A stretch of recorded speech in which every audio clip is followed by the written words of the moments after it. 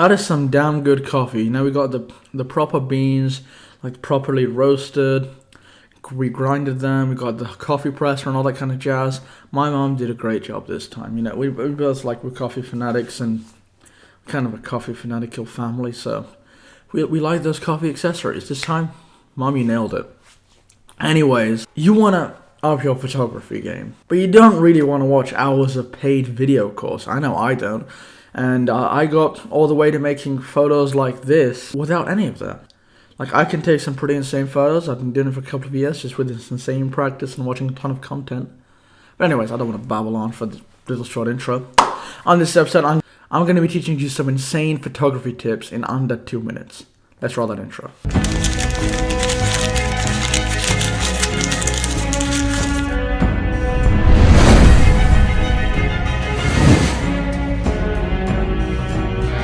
Hey, it's AKAJK, welcome back to another episode of the JK Tech Show here on the channel. And today I did say what I'm going to do. So before I get started, I'd just like to make sure if you want to see any of my photography or anything like that, make sure to follow me on social media at AKAJK everywhere. And without further ado, let's put that timer on there. Let me drink some coffee and then we'll put the timer on the clock.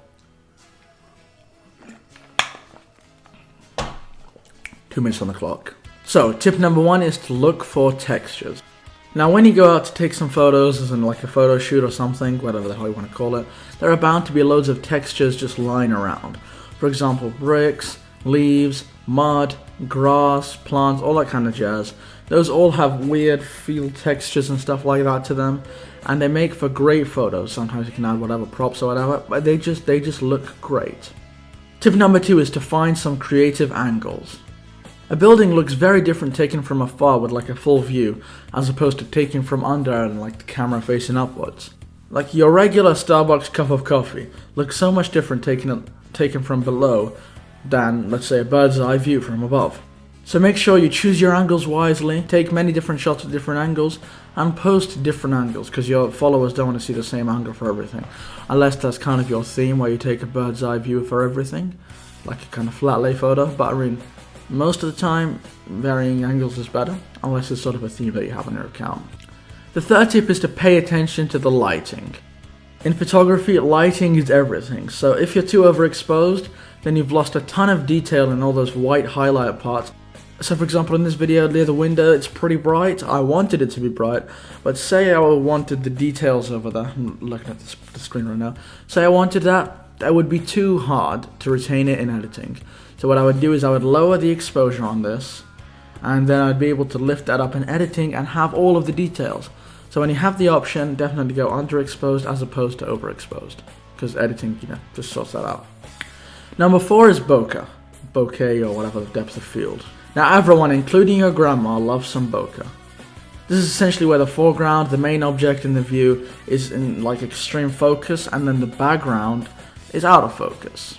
Common misconception is that you have to use a super fast f1.2 lens to get this, but wrong. I use my kit lens and it works all the time. Even my iPhone can do this effect. Try it out this effect and see what you think. The 5th and final tip is to actually edit your pictures. This doesn't mean going out and investing hundreds of dollars in Photoshop or Lightroom. It could be an investment if you're getting hardcore into photography. But just for starting out, free editors on your phone like Visco, Snapseed, Lightroom for iOS, there's some great free editors. If you're on your laptop, if you use a video editor, you can use that. Just edit your photos. It brings out all the color and saturation and greatness in the photo. And that is about it for this episode, but make sure, before you go, I want to let you know that you have followed me on all social medias at AKAJK. And by the way, there's going to be a full episode on photo editing for iOS next week, so stay tuned on that one. And if you want to learn how to get bokeh easily, I'm going to have a full episode on that soon. So you can check out all my other photography videos in the cards or in the description down below. I'll catch you on another episode, probably tonight. There's going to be a vlog or something like that. Because here at AKAJK, the grind is daily.